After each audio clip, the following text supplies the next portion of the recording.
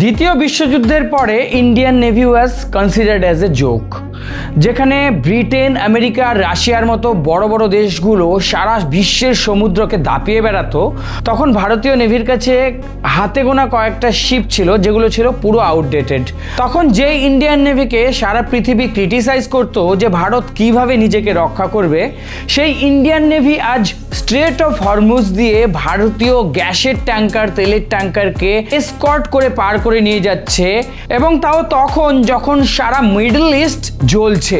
Post independence 1947-48-এ যখন ভারত পাকিস্তান যুদ্ধ হচ্ছে, তখন ভারতীয় নেভির কাছে ছিল হাতে গোনা 30 থেকে 35টা কিন্তু আউটডেটেড যুদ্ধ জাহাজ। তখন ভারতীয় নেভির কাছে না ছিল কোনো এয়ারক্রাফট ক্যারিয়ার, না ছিল শক্তিশালী কোনো naval fighter jet. America, Russia আর ফ্রান্সের পর ভারতে এখন একমাত্র দেশ যাদের কাছে রয়েছে কমপ্লিট নিউক্লিয়ার ট্রায়াড, অর্থাৎ শত্রুরা যদি ভারতবর্ষকে আক্রমণ করে তার সমস্ত স্থলঘাঁটি, এয়ারবেস সব কিছু ধ্বংস করে নেয়, এমনকি যদি ভারতের ওপর পরমাণু অ্যাটাকও হয়, তারপরেও ভারতবর্ষ সেই অ্যাটাককে সহ্য করে সমুদ্রের তলা থেকে কিন্তু প্রত্যাঘাত করতে পারবে নিউক্লিয়ার মিসাইল দিয়ে। আর এই শক্তিশালী ডিটারেন্স সহ ভারতবর্ষ পৃথিবীর চতুর্থ একমাত্র দেশ। কিভাবে ইন্ডিয়ান নেভি আজ এই জায়গায় এসে পৌঁছেছে, সেই গল্পটাই এই কয়েক মিনিটের ভিডিওতে আমরা এক্সপ্লোর করব। 1961-তে চীন যখন ভারত আক্রমণ করে, তখন থেকে ভারতবর্ষ বুঝতে শুরু করে যে নেভির ক্ষমতা না বাড়িয়ে ভারতবর্ষকে সেইভাবে শক্তিশালী করা সক্ষম নয়, এবং প্রথমবারের মতো ভারতবর্ষ রাশিয়া থেকে কিনে আনে একটা এয়ারক্রাফট ক্যারিয়ার আইএনএস বিক্রান্ত। সেই বিক্রান্তের হাত ধরেই ভারতবর্ষের নেভির গৌরবময় যাত্রা শুরু হয়। 1971-এর 4 ডিসেম্বর ইন্ডিয়ান নেভি লঞ্চ করে অপারেশন ট্রিডেন্ট। মাত্র 3 কানা ছোট বোট ব্যবহার করে ইন্ডিয়ান নেভি পাকিস্তানের বড় ওয়ারশিপ খাইবারকে ধ্বংস করে দেয়। ভারতীয় নেভির এই স্ট্র্যাটেজিক প্ল্যানিং আর ডমিনেন্সে সারা পৃথিবী প্রথমবারের মতো অবাক হয়ে যায়।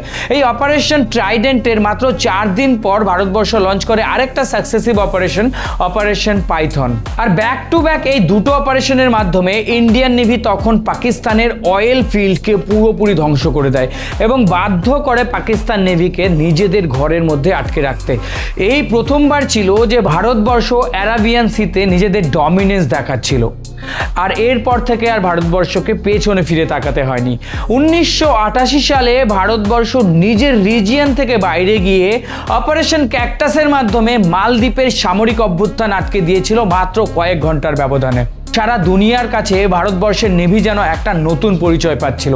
তারপরে অপারেশন কার্গিলে ইন্ডিয়ান নেভির পরাক্রম তো এতটা শক্তিশালী ছিল যে পাকিস্তানকে নিজের জায়গা থেকে বের হতে দেয়নি। 2016 সালে যখন ইন্ডিয়ান নেভি এর প্রথম নিউক্লিয়ার সাবমেরিন অরিহান্তকে লঞ্চ করে, তখন ভারতবর্ষ হয়ে যায় নিউক্লিয়ার ট্রায়াডের একটা কমপ্লিট দেশ। আর আইএনএস অরিহান্তের পরে আইএনএস অরিঘাত, আরও একটা নিউক্লিয়ার সাবমেরিন যেন ভারতবর্ষের নাভাল পাওয়ারকে অনেকটাই ইমপ্রুভ করেছিল। এবং আলটিমেটলি 2021 সালে সম্পূর্ণ মেক ইন ইন্ডিয়া প্রজেক্টের আওতায় যখন ভারত আইএনএস বিক্রান্তকে লঞ্চ করে, তখন সারা পৃথিবী শুধু অবাক হয়ে দেখতে থাকে। কারণ আইএনএস বিক্রান্তকে শুধু একটা এয়ারক্রাফট ক্যারিয়ার বললে সেটা ভুল বলা হবে, কারণ আইএনএস বিক্রান্ত নিজের মধ্যে এমন একটা কমপ্লিট এয়ারক্রাফট ক্যারিয়ার যেটা একটা দেশকে তার নিজের সীমার মধ্যে আটকে রাখতে পারে। আর ইন্ডিয়ান নেভি শুধু এখানেই থেমে থাকেনি। জার্মানির সাথে ইন্ডিয়া রিসেন্টলি 70,000 কোটি টাকার কিন্তু সাবমেরিন তৈরির ডিল করেছে। এছাড়াও ইন্ডিয়া আরও 6টি নিউক্লিয়ার সাবমেরিন কিন্তু ইনক্লুড করার জন্য 1,20,000 কোটি টাকার ইনভেস্ট করেছে।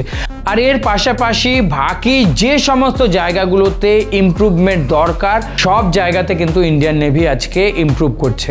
আজ সারা বিশ্ব যখন মিডল ইস্টের এই ক্রাইসিসে মাথায় হাত দিয়ে বসে আছে, পাকিস্তান, শ্রীলঙ্কা, বাংলাদেশ, মায়ানমারের মতো দেশ যখন এনার্জি লকডাউনের দিকে হাঁটছে, তখন ভারতবর্ষ 150 কোটি জনসংখ্যার দেশেও বুক ফুলিয়ে কিন্তু নিজেদের নাগরিকদের সমস্ত প্রয়োজনীয় জিনিস প্রোভাইড করে যাচ্ছে।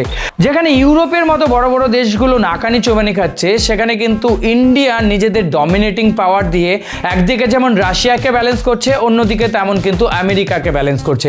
একদিকে ইসরায়েলের সাথে বন্ধুত্ব রাখছে, আরেকদিকে কিন্তু এখান থেকে ভেসে আসছে যে ইন্ডিয়া ইজ আওয়ার ফ্রেন্ড।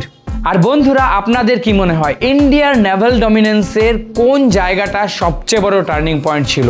ভারতবর্ষের নেভি কোন সময়টার পর থেকে নিজেদেরকে এইভাবে গ্লোরিয়াসলি কিন্তু ইন্ডিয়ান ওশিয়ান, প্যাসিফিক ওশিয়ান থেকে শুরু করে গ্লোবাল ম্যারিটাইম পাওয়ার হয়ে দাঁড়াচ্ছে? আবার দেখা হচ্ছে এর পরের ভিডিওতে। ততক্ষণের জন্য চ্যানেলটাকে সাবস্ক্রাইব করে পাশে থেকো। Take care, bye by.